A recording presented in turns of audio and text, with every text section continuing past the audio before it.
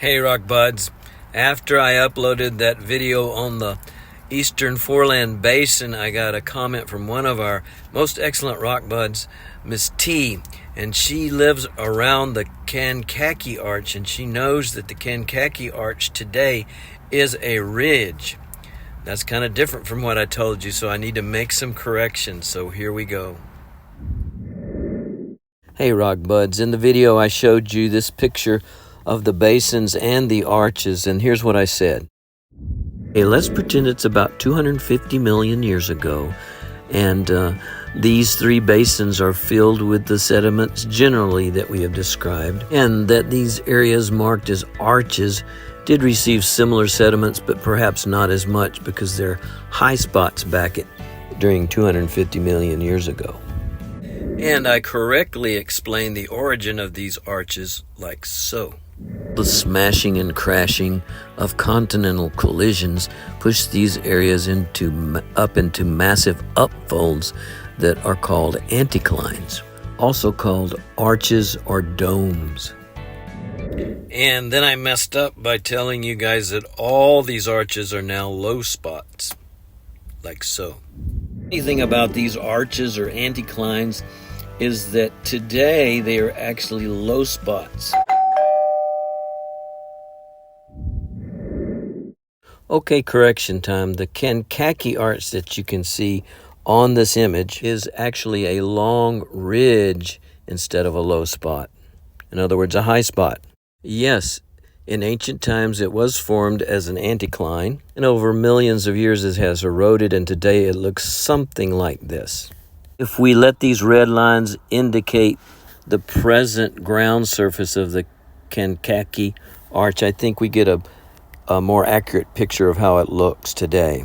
The super important takeaway to remember with an eroded anticline is that the oldest strata are in the middle of the anticline, and these strata or rock layers get younger as you move away from the center line of the eroded anticline. Then I made this not exactly accurate generalization about eroded anticlines, domes, and arches, like so. You see the word anticline or arch or dome on a geologic map, think about a former high spot that's been eroded and is now a low spot. Okay, so now let's take a new look at the Cincinnati Arch and see what it really is today. This image shows the Jessamine Dome, which is associated with the Cincinnati Arch, and below that, the Nashville Dome that is centered around Nashville, Tennessee. Here's the structure of the Nashville Dome, and the Jessamine Dome is structured very similarly. Both of these areas were parts of former anticlines that have eroded down into truly low spots. In other words, they're actually basins.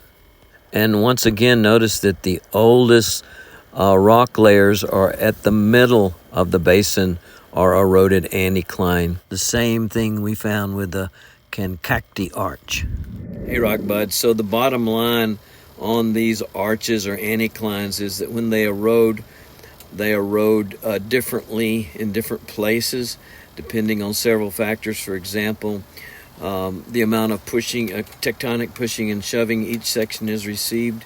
One part of the anticline could be tilted way down, and that's going to affect the way it erodes. Also, the rock types in the anticline. For example, limestone weathers away pretty quickly. Sandstone does not weather away quickly. So thank you, Ms. T, for helping to make this more understandable for me and hopefully for all you fantastic rock buds out there. And so this is your Rock Papa saying happy rock hunting. Pop out.